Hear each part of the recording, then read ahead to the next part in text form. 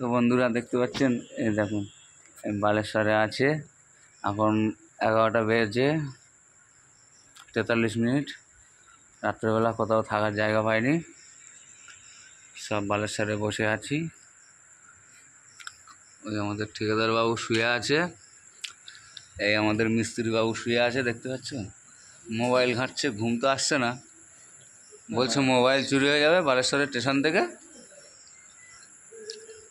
তাই আর কি শুয়ে আছে, কিন্তু মোবাইল ঘাঁটছে। আমার সায়ন ভাইটা কোথায় গেল? ওই সায়ন ভাই দেখতে পাচ্ছেন, ওই সায়ন ভাই হেঁটে হেঁটে আসছে। আমি একটু হালকা জুম করছি দেখানোর জন্য।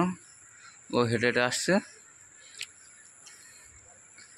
আর এই বন্ধু আমাদের পাশে শুয়ে আছে। এটা এই যে ছবি তুলছে আর কি। এখন আছি বালেশ্বর স্টেশনে। দাদা টিকিট তো নেই। কে আপনি? কোন ডিপার্টমেন্টে আছে? দেখতে পাচ্ছেন, দেখেন কি অবস্থা। এসে রুম পেলাম না,